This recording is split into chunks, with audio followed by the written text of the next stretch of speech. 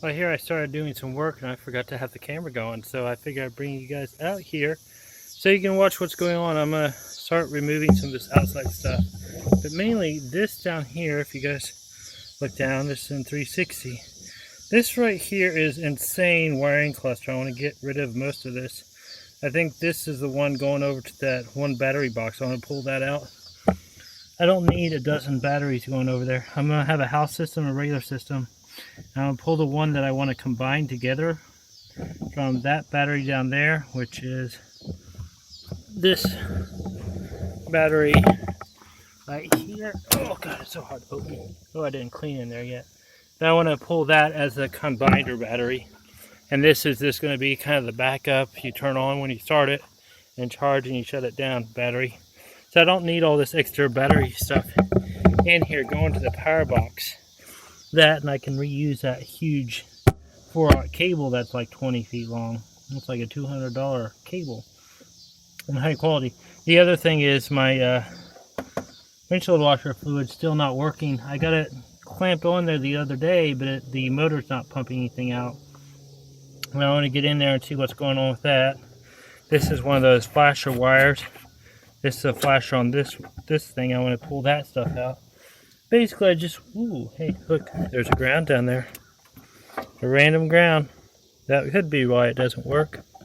I don't know. Basically, I just want to get in here and clean out a bunch of this stuff, so later, whenever I come in here, and if I ever have to do any troubleshooting, I'm not tracing down wires that go to nothing, because I don't remember being in here last time or what I did last time. So, the best thing is to just pull it out. And of course, I'm styling in my purples and my grungies. Unfortunately, for lack of a better name, it's called grungies. It's for doing work in. And I'm going to crawl up underneath the rig and pull out a lot of that wire that I don't need. I just want to make it simple for next time. I've been kind of putting this off because I don't really like dirty stuff. But it needs to be done. And so we're going to do it. And you guys can watch in a time lapse if you want. So, ooh, look how clean it is under there. Can you see how this, because there's no brake booster in here, because there's no vacuum system on the brakes here, because it's a diesel. It's so much cleaner underneath there and roomier. But it's still a van, so it's not that roomy.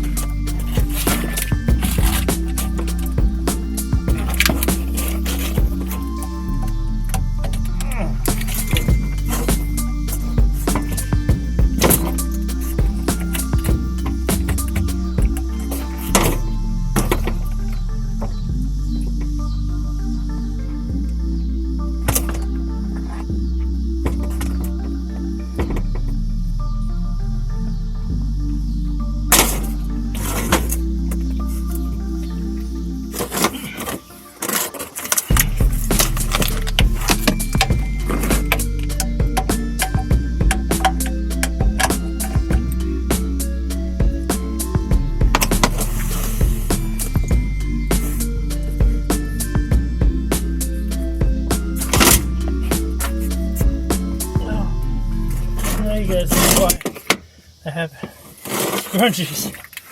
Oh my god. I was hoping not to take these off. It doesn't look like I'm going to get to be that lucky. As it goes with any project, trying to find the right tool for the job you're doing seems to be the hardest part of the entire thing. And this goes on probably for another hour, looking for the right tools for the job. And we're just going to speed that up and get around it, because this took forever. Okay, so we got it all and down. Oh god, it's so hard to read down here.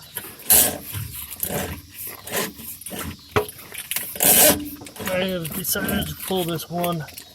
I think it's 4 gauge, maybe 3 gauge, 2 gauge, one up. I don't know.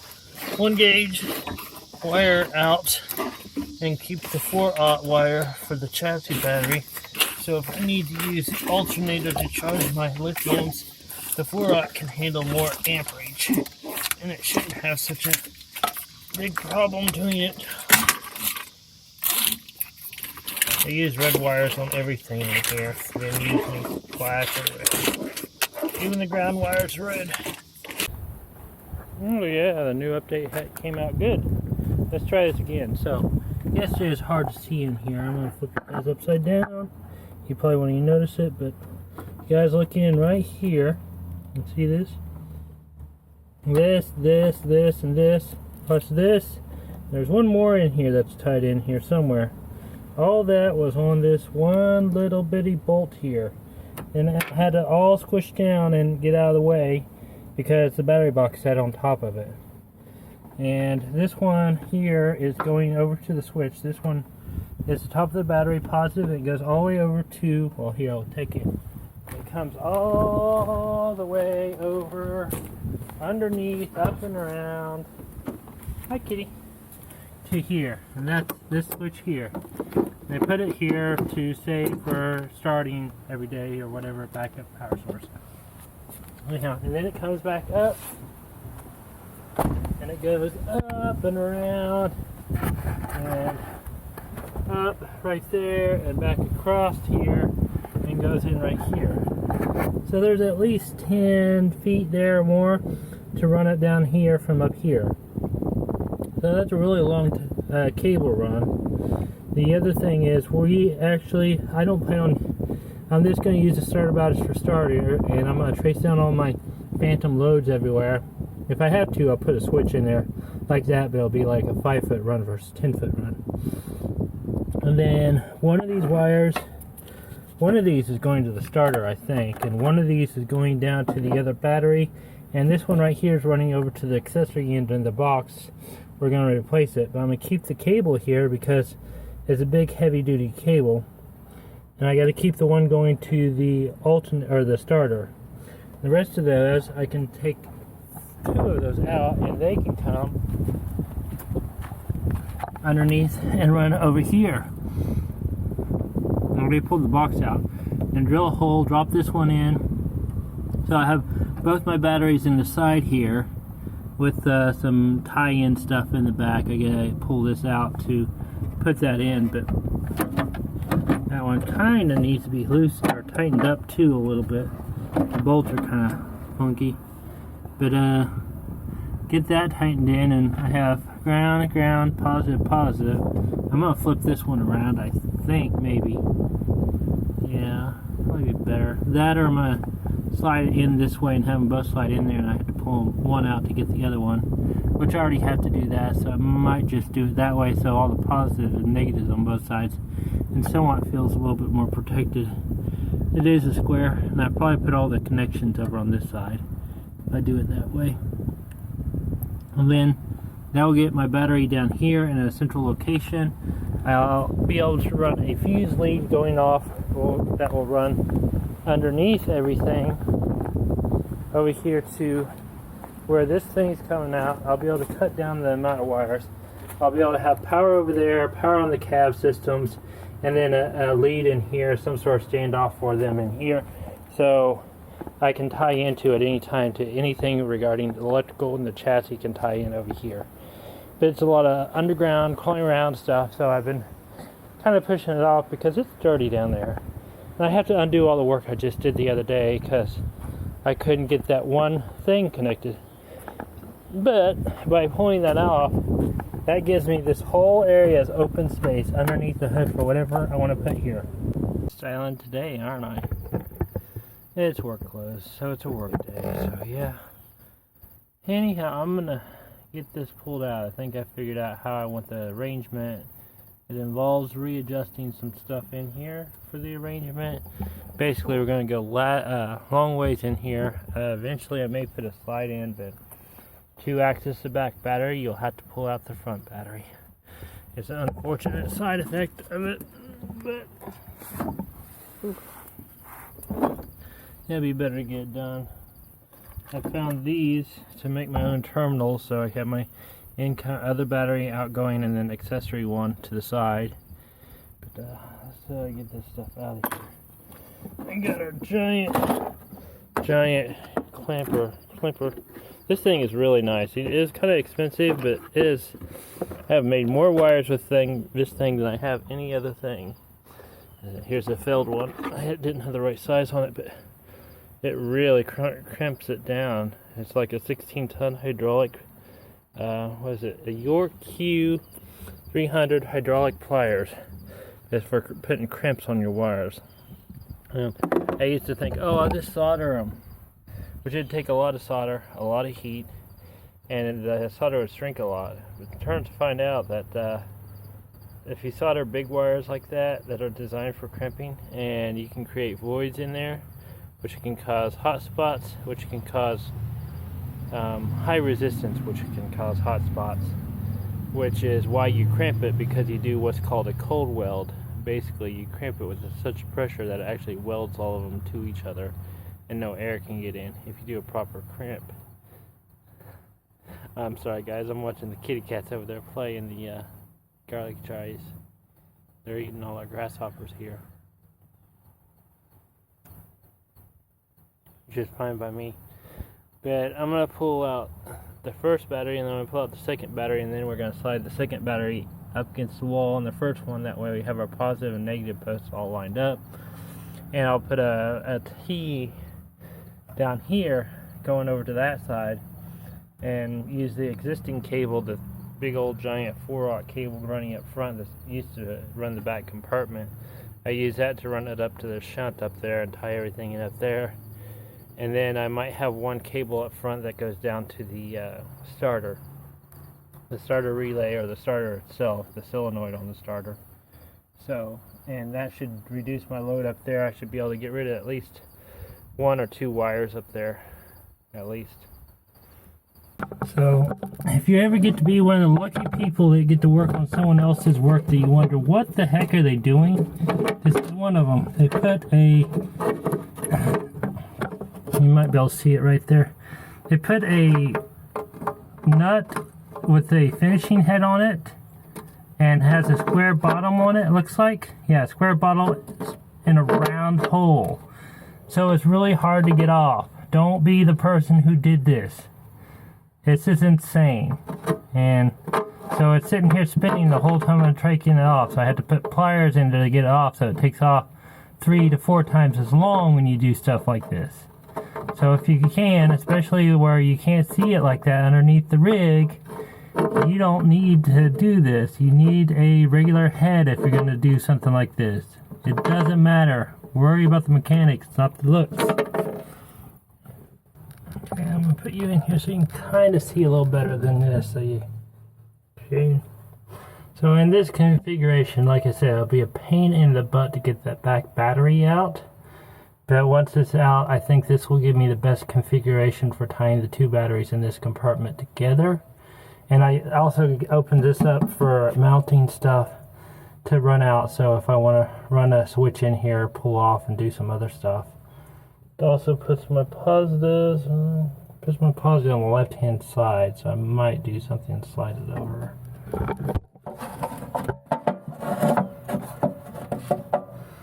I'm going to slide it this way, add a little bit more length to it, and have it come out at a different spot. That way my ground's closest to the chassis should it ever move around or short out, and it has a little space on the hot side. I might just see if I can move the batteries and center it in this little space here. But we'll see here. This is the hard part. I'm going to go pull the positive cable from up front, and that way I have a spare positive cable and I can hook up to this and kind of run as long as I need to. Here's the positive cable. This one's going over the shut off. Let's see it here. It's basically this little tiny 2-watt whatever cable it is running entirely over to the shut off over on the other side. Use that clip. And this one, I don't know where the ground's going to on this one. I'm just gonna have to crawl down and trace it manually. If it's going to the starter motor or chassis frame, I'll just hook a little end on it and run the ground over here. That will tie them together. I might drop in another ground there. And these, the only one of these I'm going to keep, I think, is that big heavy gauge red one. I'm going to keep up here, and that will bring it back up here. Yeah, means I got to undo all that work I just did underneath, but that's okay. We don't mind. Right. You go grab me some wrenches and stuff. So I'm going to try to reuse as much of this as I can. If nothing else in future, it'll allow me also a spot to put another third battery in if I need a third battery. But I'd probably go to a spiral optimum cell before I did that, because I like those batteries. They're really good batteries. I've had them in all my vehicles for the last how many years? 2006, so 16 years I've had optimums in my vehicles. And I've loved those batteries. They're sorted glass mat or gel cell batteries, and you can mount them however they want, but they last at least 5 or 6 years. I've sold both vehicles that I've had with them in them. At least one. The bus has one in it too. It's a nice battery. I don't have troubles. Now, I had those EverStart ones, and might as well call them Never Start. They go out right about the time the warranty goes out. Actually, they went out right before the warranty went out on my pickup that I owned. I had a 1985 first vehicle I ever owned. It's also kind of how I learned a lot of my mechanical knowledge as far as working on cars and such, because that pickup was a workhorse. I'll see if I can find a photo, so I'll drop it in here, but it's a 1985 Ford flare side, short and narrow, 4-wheel drive, all black. When I first got it, bought it from my uncle. I worked one job that summer. Actually, I worked 2 jobs. I worked at, Little Caesars Pizza, doing pizza, which is my first job, and then I worked at a golf course at the same time, all summer long to pay for that, and yeah, you build up money pretty fast doing that. Wears you out pretty fast too. But I got it. The bed was rotten out. The paint job was all faded and horrible. And over the next 6 months, my dad and we went through and sanded it. He knew a guy that could spray paint it, so we sanded it down and got it ready for spray paint. We put marine plywood in the bed, painted the rails. Oh, it was so nice. And finally got the paint job done and everything on it, and what was it? About 6 months after, no, it's 2 months after that. Some jackass, for a better word, didn't like that I had a nice vehicle, and he keyed the side of it. I think he's one of my neighbor kid that I stopped hanging out with. He probably thought that I got it given to me and I shouldn't have nice things, but yeah, I worked on it, and he keyed the side of it, and I was too busy to notice that he did it. I seen him on his front porch and just totally ignored it and went on about my thing. He seemed kind of peeved off that I didn't notice it. Or noticed something, but we didn't know. We weren't talking, whatever. I noticed it a couple days later, and it's like a big giant key spot all up that one side. And after that, I kind of decided nice paint jobs aren't for me.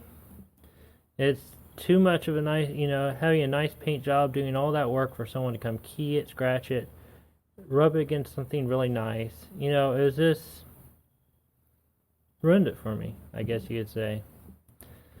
So anyhow, it's like the bus. The bus is painted with Rust-Oleum paint. I can go through and touch it up anytime I want. I don't have to pay anyone a bunch of money to do it. I really feel like the fancy paint jobs are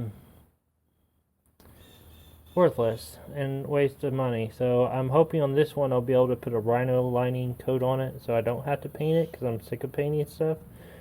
And I might, do the stuff on the inside of the, fiberglass with a dye in it, or a white paint in it, so I don't have to paint that, and it has a high wear ability. Also heard that rhino liner on the outside adds a lot of weight, so it reduces the noise that comes through your cab. But I don't know if I'll be able to afford or be able to do that, but we'll work on that later. But anyhow, it's a 4-wheel drive, and a manual transmission with a grand of gear, a 300 straight six, which is the biggest straight six they made on it. It's a fun little truck. Had the 1,000 watts of off-road lights on top of it, and relays running them all. It's also where I learned that you throw it in a good enough sealed container, it will look brand new, no matter what you run it through. So electronics are taken care of; they'll last forever. Anyhow, that was my truck. I'm gonna crawl under here and detach this. Hopefully none of these bugs crawl on me. They're crawling around this thing. And we'll get this battery box moved and back up and going, hopefully. Okay, Dad's running the tractor in the background. Actually, I'm running the tractor in the background. It needs to do its desulfation thing. It revs it up real high and get the RPMs up that way. Can't talk while I do this. That way it gets rid of the soot on the exhaust thing. It's one of the new EPA things. It's only right in my mouth.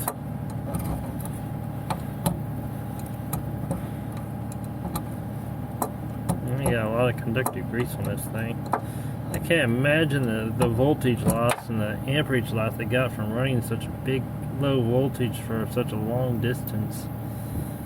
It's part of the reason MPPT are so good, because you can get it with a smaller wire and have less amperage or wattage loss because you're running a higher voltage for a longer distance.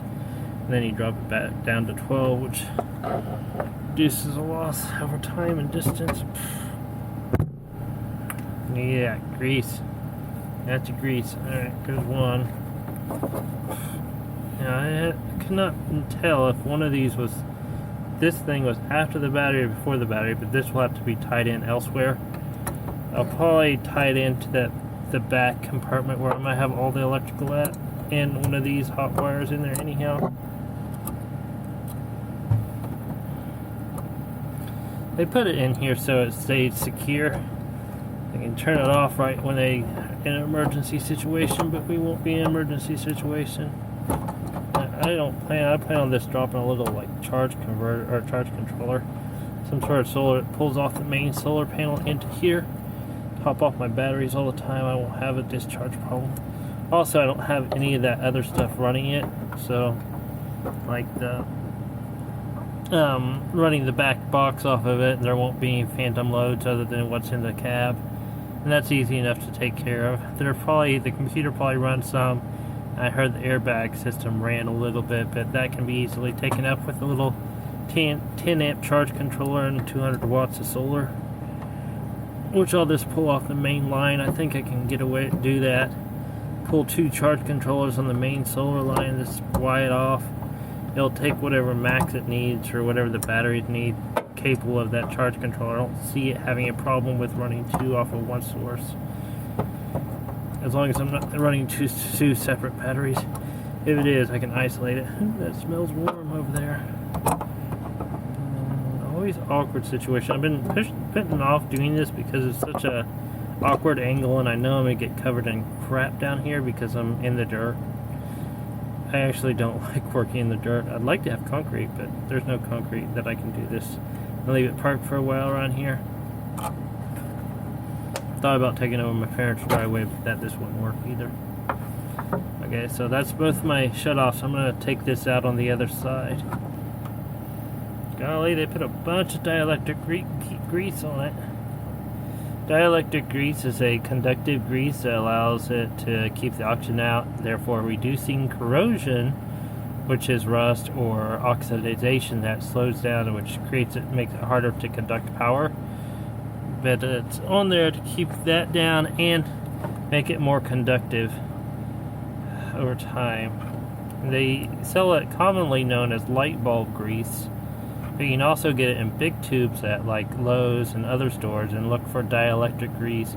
It's a conductive grease. They sell it for, I think they sell it now for a lot of the house wiring, mainly because aluminum wire, if aluminum wire gets, you know, they're using that for instead of copper, and it has a good conductiveness other than the fact that the oxide layer has to be about twice as thick as copper wire to do it, but the aluminum, if it gets any oxide, now this is hearsay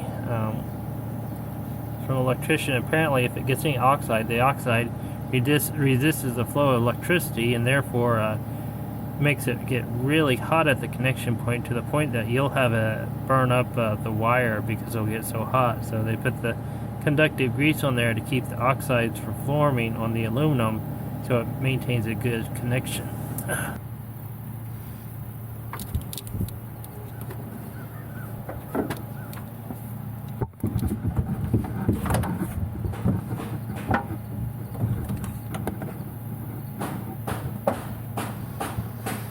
Oh, engineers sometimes.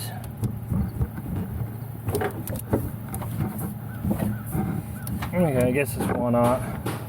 I would have ran longer wire, but that's just me. Okay. Yes. No, don't tell me I have to crawl back under there again. Oh, good, we don't. We lucked out on that one. Good. I don't like how these are in it. Sure, there's fine.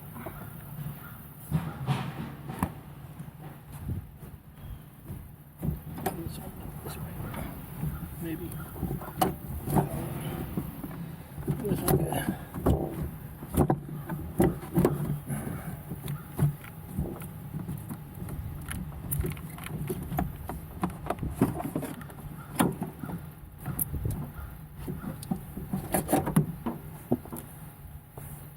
I want to show you guys this. This is a good reason we're pulling this out too. I want you guys to see this. See this right there? That is where it fell probably. There's some copper wire in there and the insulation's gone, and this is on the positive going back after the switch, so there's probably a voltage leak right here. There's a second one I found on here already, on this cable alone. But just alone, just to think about it. So this moves basically from the top of the battery to the bottom battery. Because it has a shutoff on it, it has to run all the way over here, hit the shutoff switch, and then run all the way back here. And you're losing power. Even though that's 1 gauge wire, you're still losing power out of it. You're losing a lot of power actually. And it'd be hard to get enough amperage or cranking things to go. So I'm actually really happy I'm pulling this out. It also removes one more wire down here, which that one big wire that I think is 4/0 should be able to handle everything running up here and then down to the start. Will still be a lot closer than the auxiliary battery running that, especially with that air on it where it's wore through. So I'm going to go through and check this entire cable before I drop it back on there. And for whatever reason, I can't find any big 4/0 cable gauges anymore. It's all down to 4 gauge, and it's really small, even at all the auto stores. Anyhow, that's a good thing. I should probably go through and check this cable too, which I will whenever I disconnect stuff and kind of run other cables everywhere else. But yeah, I think this will make it a lot more efficient. And I might drop that little 200 amp one that was inside the cab that was the isolator. I don't think it has enough amperage to isolate the two batteries if I want the full 1400 cold cranking amps. Alright, so there's the battery box. We're going to run them that length. I got the old one. I went down to the store to get another battery box to help make it a little better. But I had it picked out and one I was going to grab. But they ended up having 20 persons in the lines. Like, I'm not waiting that long. I could modify this and have it in sooner. I was just thinking about throwing this one back up underneath the cab because this is the original one that probably originally attached to the frame kind of thing. But I don't have to do that. I'll add one later on. I decided I need a battery up underneath there. So this will just go in down here, and I cut off 2 extra bolt things. I left this bolt thing right here on the side. My thinking is the ground should be on this side. Yeah, the ground's on this side, so I can probably tie in a ground line to this too. Before I go out, I'll just kind of tie in the cab in this area a little bit with the ground. And we're going to pull it a little bit away from the wall over here. It's a little bit close there. And I'm going to go ahead and mount the screws for this and get the other one mounted in there and make sure everything clears it, and then we're going to run some wire. Get the wire in right. Every time I went to the store, they had this 4-gauge wire, and it's really small for what the length of run I'm running. So this is 2-gauge. I'm going to reuse this one, and this is the one that was underneath going across to the other side. It had some corrosion in here. It's all green, bluish green and blue green. That's what happens when copper starts corroding with acid. It turns this really gorgeous aqua blue. Kind of when you blow glass, it does the same thing too. You get it right, and sometimes you'll get a red. It just depends on what you strike with when you're blowing glass. But I haven't blown glass in a long time. But anyhow, sidetracked. I went ahead and pulled off the old jacket, cleaned it up, got rid of all the corrosion, and dropped one of these marine grade waterproof ones. They have they're heat shrink, and they have hot glue in it, so they'll keep any moisture from getting in there. It's what they use in boats, but I really like it because you get that extra layer of protection with the glue. So let's get this in here, and we'll figure out this. And we'll probably tie this. This will be our other one. I'll tie in here. So we'll have several of these. These are 4-aught cable connectors, but I think I can make them work with the 2-aught, maybe a 1-aught, but any smaller than that I'm going to have to find alternate sources. We'll try to make it work, but I don't guarantee that's going to work. So we might make it work for now and find a smaller one later. But I'm going to get this mounted in here and bring you guys back in here a bit.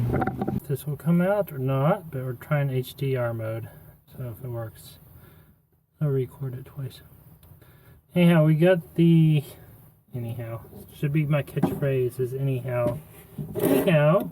Anyhow. Anyhow. This make me a mug that says anyhow. So anyhow. Again. It's better than So I got the battery installed, bolted in place. I haven't ran the wire quite yet, but this is the first battery. The positive is going to be on this side here. The negative is going to be on this side. I'm going to drop a loom in while I can right now, so I can kind of pull the wire up and out of the way whenever I run it and hook it up. I also have this pond liner stuff. Pond liner for whenever I want, but it's just neoprene rubber stuff. It's really kind of thin. I'm going to double it up. I'm going to put a little bit on both sides over here, so if you're taking that off and still have the other one connected, which you shouldn't, you should take off both grounds first anyhow. But it'll give you a little bit of protection from shorting out a wrench or something like that while you're in here taking things on and off. I was hoping they'd have a quick connect for the battery terminals, like a little easy thing for doing it. My old Ford had them, so I could take them off without having a wrench, but I'll keep an eye out for them. I was hoping it's just like a quick connect screw I can drop in there, so I didn't have to have wrenches in this compartment, because it's like a short out nightmare kind of thing.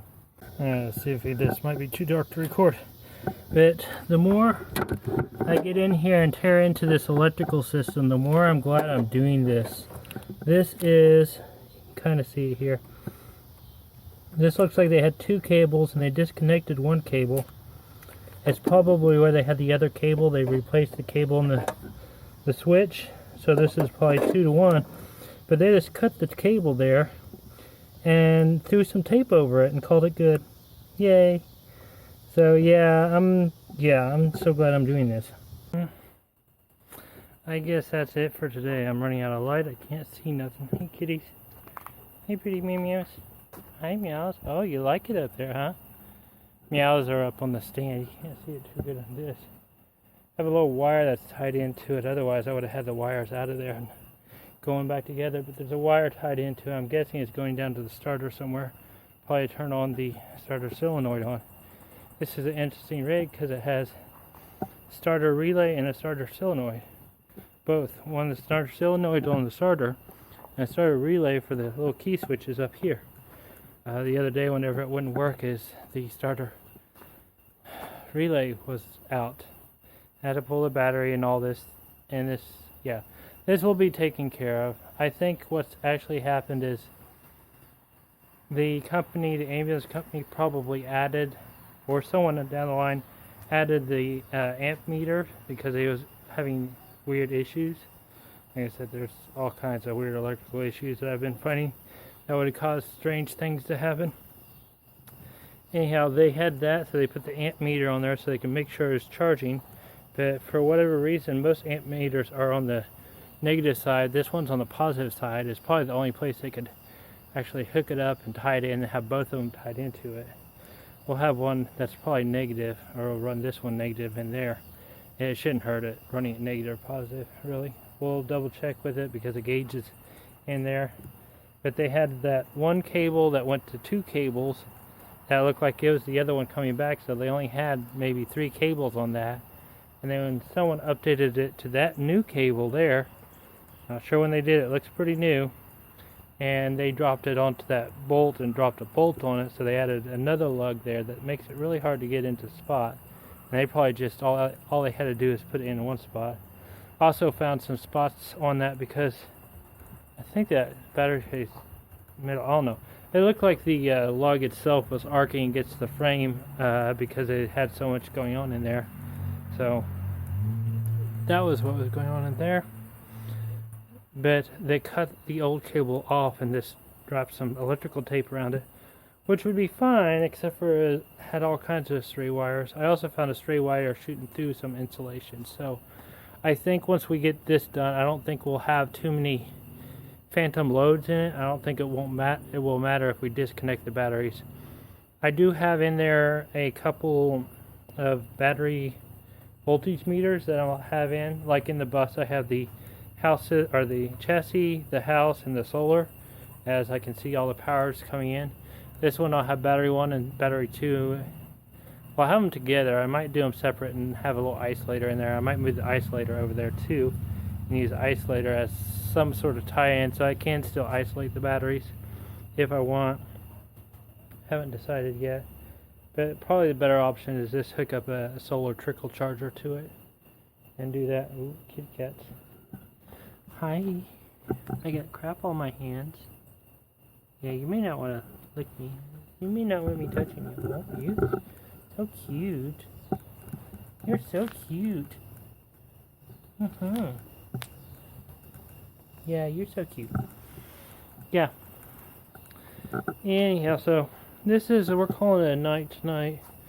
We'll get in there and tear out the rest of that tomorrow. Run the new line and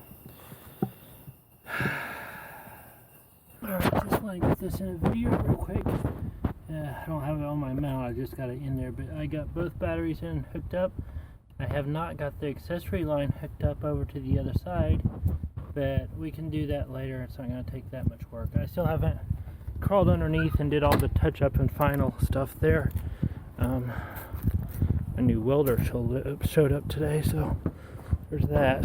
So, but it starts and runs, as you heard the other night.